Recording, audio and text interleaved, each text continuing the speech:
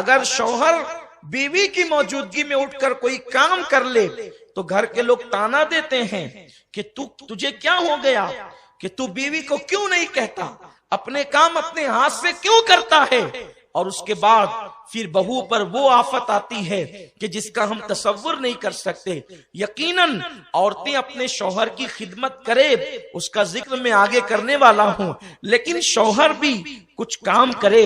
کیونکہ آئیے، آپ کتنے بڑے ہیں، آپ ٹیچر ہیں، آپ ڈاکٹر ہیں، آپ انجینئر ہیں، آپ وکیل ہیں، آپ ایم ایل اے ہیں، آپ ایم پی ہیں، آپ کیا ہیں؟ لیکن اب میں اس ذات کو پیش کرنے والا ہوں کہ وہ اتنے بڑے ہیں کہ جب اللہ ان کی تعریف کرتا ہے تو کبھی طٰہٰ کہتا ہے، کبھی یاسین کہتا ہے، کبھی مزمل کہتا ہے، کبھی مدثر کہتا ہے. اس رسول کے دل میں خیال آتا ہے کہیں میرا اللہ مجھ سے ناراض تو نہیں ہو گیا. تو اس وقت میرا رب اپنے حبیب کو یوں تسلی دیتا ہے، وَالضُّحَىٰ وَاللَّيْلِ إِذَا سَجَىٰ مَا وَدَّعَكَ رَبُّكَ وَمَا قَلَىٰ. اے میرے حبیب، تیرے چہرے کی قسم، تیرا رب تجھ سے کبھی ناراض نہیں ہوا، تیرے رب نے کبھی تجھ کو چھوڑا نہیں ہے. میرے پیارے آقا علیہ السلام کے پیارے دیوانوں، وہ رسول اتنے بلند ہیں کہ ان کی نگاہیں اٹھتی ہے تو قبلہ بدل جاتا ہے. لیکن اس رسول کی زندگی اگر تم گھر کے اندر دیکھو گے، امہات المومنین یعنی حضور کی بیویاں اگر بیمار پڑتی ہے تو اللہ کے رسول اپنے گھر میں جھاڑو خود لگاتے ہیں. یہ اس ذات کی زندگی ہے جس کو خدا راضی کرنا چاہتا ہے. وَلَسَوْفَ يُعْطِيكَ رَبُّكَ فَتَرْضَىٰ. یہ اس رسول کی زندگی ہے، اپنے گھر میں جھاڑو خود لگاتے ہیں. بکریوں کا چارہ اللہ کے حبیب اپنے کاندھوں پہ لاد کر خود لاتے ہیں. اللہ کے حبیب صلی اللہ علیہ وسلم کی شان کریمی یہ ہے کہ حضور علیہ السلام کی بیویوں میں سب سے چھوٹی عمر میں جو بیوی تھی میرے رسول کی، وہ ام المومنین اما جان عائشہ صدیقہ تھی.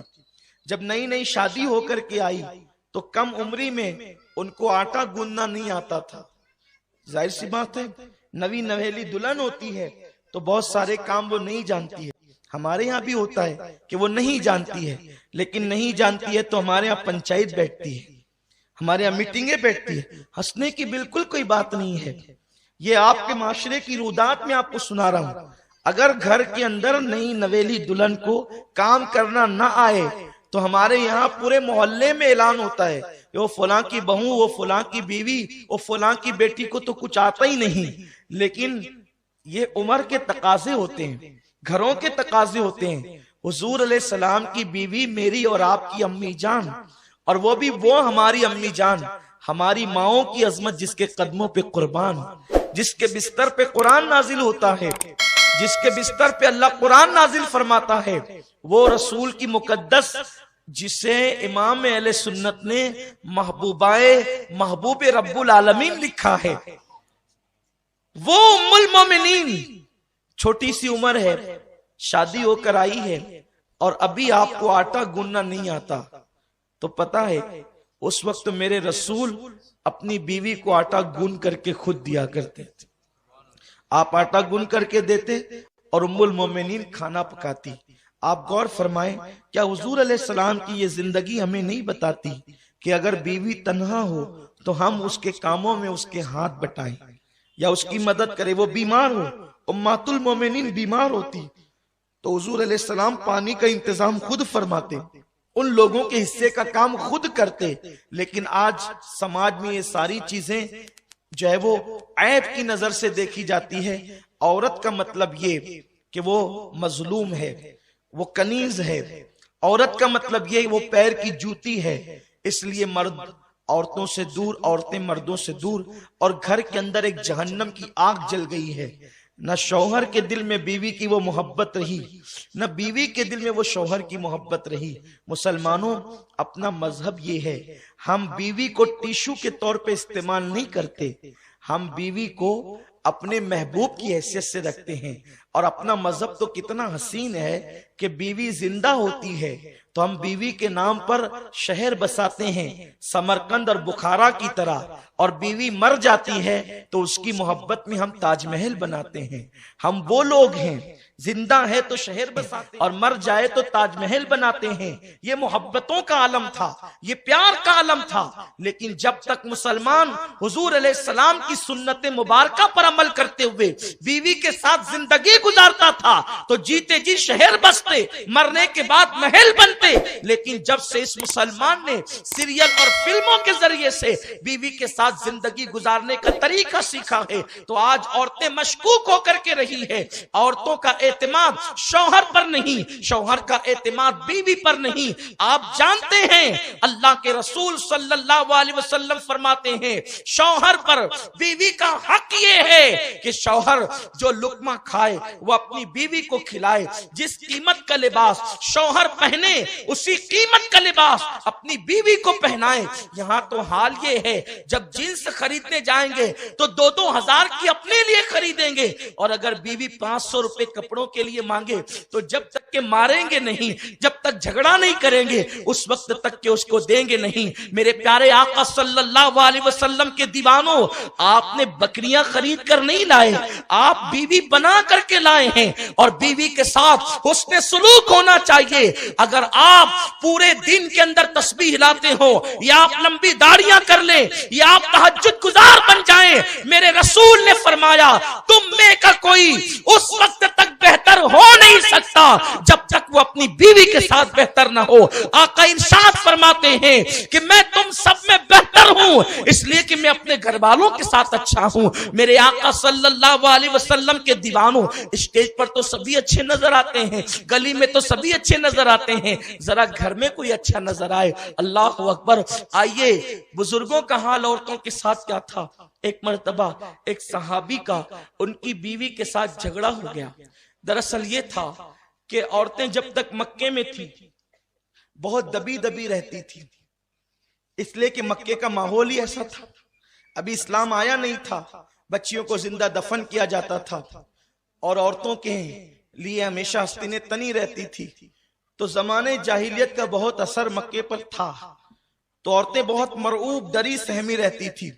لیکن جب ہجرت کر کے عورتیں مدینہ منورہ آئی تو انصار جو حضور علیہ السلام کے صحابی تھے جنہوں نے حضور کی مدد کی تھی، تو ان کی بیویاں کچھ مردوں سے بڑی منہ لگی ہوئی تھی، تو ان کو دیکھ دیکھ کر یہ مہاجر بیویاں بھی اپنے شوہروں سے الجھتی تھی محبت کے ماحول میں۔ تو ایک دن ایک صحابی جو ہے وہ ان کی بیوی سے جھگڑا کر کے یہ کہتے ہیں کہ تیرا منہ بہت چلنے لگا ہے، رک میں تیری شکایت جا کر امیر المومنین حضرت عمر ابن خطاب کو کرتا ہوں، تمہارا منہ بہت چلنے لگا۔ گویا کہ اس زمانے میں بیویوں کو مارا نہیں جاتا تھا، آج کل تو ہاتھ کی مہندی بھی نہیں چھٹتی، ہلدی کے نشانات بھی ابھی بدن پر باقی ہوتے ہیں کہ مار ٹھوک شروع ہو جاتی ہے۔ میرے آقا صلی اللہ علیہ وسلم نے ان مردوں پر لعنت فرمائی ہے جو اپنی بیویوں کو مارتے ہیں۔ عورتوں کو مارنا ناجائز و گناہ ہے، اس لیے کہ مرد تیرے ہاتھ دیکھ، اس کا صنف نازک کا بدن دیکھ، سوچ تو صحیح کہاں تیرے ہاتھوں کی سختی، اس کی نزاکتیں۔ اللہ اکبر۔ اسلام کتنا عظیم مذہب ہے۔ میرے آقا علیہ السلام فرماتے ہیں کہ جو اپنی بیویوں کو مارے اللہ اس پہ لعنت فرمائے، اور ان لوگوں پہ حضور نے لعنت فرمائی ہے، عورتوں کو مار نہیں سکتے۔ اور جب مارنے کی بات آئی تو ایک مقام پہ حضور نے مارنے کا حکم دیا، وہ بھی یوں فرمایا کہ پہلے اگر تمہاری بیوی نہیں مانتی تو اسے سمجھاؤ، پہلا اسٹیپ سمجھاؤ۔ کتنے لوگ سمجھاتے ہیں؟ نہیں، اے اور تو سے تو بات ہوتی ہے بیوی کے ساتھ، سب سے آپ کہیں گے، بیوی کو اے کہیں گے۔ یہ حال ہے، کس قدر بگڑیں گے ہم، اور کن کن باتوں کا ذکر، اسے عزت سے تو پکارو، کم سے کم انسان کی حیثیت۔ آپ نے کسی بکری کو یا کتے کو ایک کہہ کے پکارنا ہے؟ جو آپ کی شریک حیات ہے، جو آپ کی بائیں پسلی سے پیدا ہوئی ہے، آپ اس کو ایک کہہ کے پکارتے ہیں۔ یہ ایک کوئی مطلب، ایک کا کوئی مطلب ہی نہیں ہوتا ہے۔ آج کوئی مجھے لغت میں سمجھائے کہ ایک کا بھی کوئی مطلب ہوتا ہے؟ لوگ ایک کہہ کے پکارتے ہیں۔ کوئی تو ادب ہمارے پاس ہو، لوگ ہمیں دیکھیں تو اسلام سے بدزن ہو جائیں۔ میرے آقا صلی اللہ علیہ وسلم تو اپنی بیویوں کو نام لے کے پکارتے تھے، کبھی کبھی محبت میں ان ناموں کو شارٹ کر کے پکارتے تھے، اس لیے کہ یہ نام کو آدھا کر کے پکارنا یہ بھی محبت کی علامت ہے، اور یہ بھی حضور علیہ السلام کی سنت ہے کہ حضور سید عالم صلی اللہ علیہ وسلم کبھی کبھی اپنی ازواج مطہرات کو آدھے نام سے پکارتے۔ میں امی جان امہات المومنین کے آدھے نام تو نہیں لوں گا، لیکن مثال کے طور پر آپ کو بتا دو، جیسے کسی کا نام عمران ہو تو ہم اسے محبت سے امو اگر کہتے ہیں نا، اس طرح اس کو آدھا نام کہتے ہیں، یہ سمجھے آپ؟ تو اگر کسی کا نام جیلانی ہو تو ہم اس کو جیلی کہہ دیں، یہ اس کو آدھا نام کہتے ہیں، ٹھیک ہے نا؟ اس طرح سے حضور ازواج مطہرات کو کبھی کبھی پیار میں آدھا نام لے کر کے پکارتے تھے۔ اور سوچے نہ صحیح، میرے محبوب کے لبوں سے جب وہ آدھے نام نکلتے ہوں گے تو وہ نام کس طرح معراج پاتے ہوں گے۔ یہ ازواج مطہرات کے ساتھ حضور کا انداز ہے۔ ہم تو یہ کیا اے ہے، مجھے آج تک سمجھ میں نہیں آیا۔ آپ کی دعا سے نہیں بھی تو جو ہے وہ میرا روم جو ہے وہ کتابوں سے بھرا ہوا ہے، میرے روم میں جس میں میں رہتا ہوں اس میں کوئی برتن نہیں رکھا ہوتا ہے، اس میں کتابیں ہی کتابیں، اور آپ کی دعا سے جو ہے وہ مجھے جتنا وقت ملتا ہے میں کوشش کرتا ہوں کہ پڑھوں، لیکن اب تک مجھے ایک کا کوئی مطلب ملا ہی نہیں ہے۔ جو بے معنی الفاظ سے ہم پکارتے ہیں نا، اس کا کوئی مطلب ہی نہیں ہے۔ اور آج میں آپ کو خاص طور پر یہی بتانا چاہتا ہوں کہ وہ ایک ایکر پکارنے کی چیز نہیں ہے جو تمہاری بائیں پسلی سے پیدا ہوئی، وہ ایک ایکر پکارنے کی چیز نہیں جسے تم شریک حیات کہتے ہو، وہ ایک کر کے پکارنے کی چیز نہیں ہے جسے تم ہمراز جانتے ہو، وہ ایک ایکر پکارنے کی چیز نہیں جو تمہارے بچوں کی امی ہو۔ اللہ کے حبیب صلی اللہ علیہ وسلم وہ رسول اتنے القاب و احترام سے پکارتے تھے، بلکہ کسی کسی کے تو القابات بھی رکھے۔ خود امی جان عائشہ صدیقہ کا رنگ بڑا خوبصورت تھا تو میرے رسول ان کو حمیرہ بھی کہتے تھے۔ حمیرہ کا مطلب ہوتا ہے وہ سرخ رنگت والی، اس شان سے ان کے نام لیا کرتے تھے میرے رسول۔ تو ایک دن صحابی نے اپنی بیوی کو کہا، جو بیوی منہ چلا رہی تھی، اس کا مطلب یہ ہے کہ جب صحابی کے گھر میں میاں بیوی میں آپس میں جھگڑا ہو سکتا ہے تو صحابی سے زیادہ بڑھ کر کون متقی ہے آج؟ اس کا مطلب میاں بیوی میں جھگڑا سب کے یہاں ہو سکتا ہے، لیکن میاں بیوی کے جھگڑے کی کوئی حیثیت نہیں ہوتی ہے۔ اس کی حیثیت ایک دودھ کی طرح ہوتی ہے، جیسے دودھ کے نیچے آگ لگا دے تو وہ ابل پڑتا ہے، لیکن جیسے ہی ہٹا دے تو وہ بغیر کسی کے بٹھائے خود بیٹھ جاتا ہے۔ یہی میاں بیوی کے جھگڑے کی حیثیت ہوتی ہے کہ اس کے لیے بھی کسی کو چھڑانا نہیں پڑتا، کسی کو بیچ میں مداخلت نہیں کرنی پڑتی۔ میرے رسول نے فرمایا اگر تمہاری عورتیں تم سے نہ مانے تو پہلے اسے سمجھاؤ، محبت سے سمجھاؤ۔ اور میں نہیں سمجھتا کہ کوئی شوہر اپنی بیوی کو پیار سے سمجھائے وہ نہ مانے۔ ٹھیک ہے، اگر کسی کے مقدر میں کوئی چنچل ہی آ گئی ہے تو پھر میرے رسول نے فرمایا کہ اگر وہ باتوں سے نہ مانے تو تم اس کے ساتھ بات چیت بند کر لو۔ اس پر بھی وہ نہیں مانتی ہے تو میرے آقا فرماتے ہیں پھر اپنے بستر الگ کر لو۔ اور خدا کی قسم یہ اتنا حسین طریقہ ہے، شوہر اگر دن بھر بات نہ کرے تو شام کو بیوی پوچھتی ہے خیریت تو ہے، آج بات نہیں کرتے، تو یہ حال ہے اس کی محبت کا۔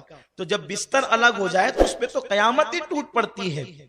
تو آقا فرماتے پہلے سمجھاؤ، نہ مانے تو بات بند کرو، نہ مانے تو بستر الگ کرو، اس کے بعد بھی نہ مانے تو میرے رسول فرماتے ہیں اس کو مارو لیکن ہاتھ سے نہیں، اسے مارو لیکن ڈنڈے سے نہیں، اسے مارو لیکن کسی اوزار سے نہیں۔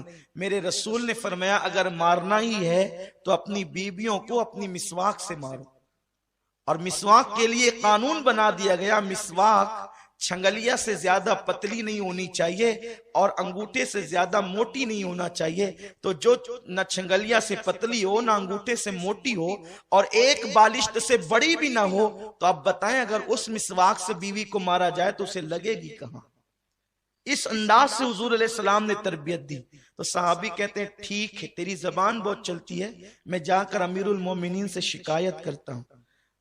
اب وہ گھبرا گئی کیونکہ امیر المومنین مطلب فاروق اعظم کا مطلب یہ کہ جلال ہر وقت ظاہر، جس کے جلال کے سامنے شیطان بھی نہ ٹک سکے، جس کو دیکھ کر شیطان اپنا رستہ بدل دے، وہ امیر المومنین امام المجاہدین غیظ المنافقین عمر ابن خطاب رضی اللہ تعالی عنہ جب آئے نا وہ صحابی اپنی بیوی کی شکایت لے کر، تو دیکھا کہ یہاں بھی جھگڑا ہو رہا ہے، اور جھگڑا میاں بیوی میں ہو رہا ہے۔ اس کا مطلب پتا چلا کہ جس کا ذکر توریت، انجیل اور قرآن میں ہے، اس عمر کے گھر میں بھی میاں بیوی کا جھگڑا ہو سکتا ہے۔ کچھ لوگ ایسے ہیں وہ مولانا ہو کے بیوی سے لڑتا ہے، ارے حضرت عمر کے گھر میں بھی وہ جھگڑا ہو سکتا ہے، آپ اس کو کہاں ایشو بناتے ہیں؟ وہ ڈاکٹر صاحب ہو کر اپنی بیوی سے لڑتے ہیں، وہ ٹیچر ہو کر، ارے میاں بیوی کہتے ہی اس کو ہے کہ جہاں محبت ہوتی ہے نا، پھول جہاں پیدا ہوتے ہیں اس کی ڈنٹل میں کچھ کانٹے بھی ہوتے ہیں۔ تو حضرت عمر کے گھر میں جھگڑا ہو رہا ہے، اور جھگڑے یہ ہے، جھگڑے کا انداز یہ ہے کہ وقت کا امیر المومنین خاموش کھڑا ہے اور بیوی آپ کو کچھ سنا رہی ہے۔ انہوں نے دیکھا او یہاں تو ایک عجیب سی چیز ہے، جس کے درے کی اور جس کے چابک کی دھمکی دے کر ہم گھر آئے تھے، وہ وقت کا امیر المومنین جس کے نام سے کیسر و کسرا کے تاجدار کانپتے ہیں، وہ یہاں خاموش ہے اور بیوی بولے جا رہی ہے۔ انہوں نے سوچا کہ نہیں، اپنا مسئلہ تو حل ہو گیا، اس سے کم ہی معاملہ ہے اپنی آنکھ کا، تو وہ وہاں سے نکل پڑے۔ فاروق اعظم کو یوں لگا کہ کوئی آیا اور گیا، بھئی گھر میں جھگڑا ہو رہا ہو اور کوئی آ کر کے جھانک کر کے چلا جائے تو ایک احساس سا ہوتا ہے۔ اس کو لگا کہ کوئی گیا، آپ باہر نکلے، پہنچے کہ ارے ادھر آؤ کیا بات ہے؟ کہا نہیں مسئلہ حل ہو گیا۔ کہا یہ کیا بات ہوئی؟ مسئلہ بتائے بغیر حل ہو گیا، یہ بھی کوئی مسئلہ ہے؟ کہا ہاں بتائے بغیر حل ہو گیا۔ کس طرح سے؟ کہا میرے گھر میں بھی وہی ہو رہا تھا جو آپ کے گھر میں ہو رہا ہے، میں اپنی بیوی کو منہ چلاتے دیکھا تو میں نے کہا رک، امیر المومنین سے تیری شکایت کرتا ہوں، وہ تجھے ٹھیک کریں گے۔ لیکن جب آپ کے گھر آیا تو میری بیوی سے زیادہ تو آپ کی اہلیہ آپ سے لڑ رہی تھی، میں نے سوچا میرے گھر میں تو اس سے کم ہی معاملہ ہے۔ تب فاروق اعظم نے کہا او اللہ کے بندے، تو سنانے ہی پیدا نہیں ہوا، وہ تیری بیوی ہے، اگر وہ سن سکتی ہے تو وہ سنا بھی سکتی ہے۔ اور مردوں کا ظرف اتنا ہونا چاہیے کہ وہ کبھی کبھی سن بھی لیا کریں۔ میرے آقا صلی اللہ علیہ وسلم نے فرمایا جو اپنی بیوی کی باتوں کو سن کے صبر کر لے، آقا فرماتے اللہ اسے صبر ایوب کا ثواب عطا فرمائے۔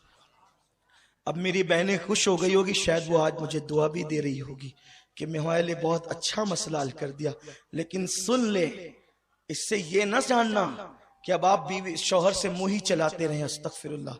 میرے آقا صلی اللہ علیہ وسلم فرماتے ہیں اللہ اس بیوی پر اور اللہ کے سارے فرشتے پوری رات لعنت کرتے ہیں، ان عورتوں پر پوری رات لعنت ہوتی ہے جس کا شوہر اس سے ناراض ہو کر سو رہا ہوتا ہے۔ اگر کوئی عورت تہجد بھی پڑھتی ہے، نماز بھی پڑھتی ہے، تلاوت قرآن بھی کرتی ہے، ساری نیکیاں کرتی ہے، لیکن اس حال میں اس کی موت آئے کہ اس کا شوہر اس سے ناراض ہے، اللہ کے رسول فرماتے ہیں ایسی عورت جہنم میں جائے گی، نماز پڑھنے کے باوجود جہنم میں جائے گی، روزہ رکھنے کے باوجود جہنم میں جائے گی، کیونکہ اس نے اپنے شوہر کو ناراض کیا۔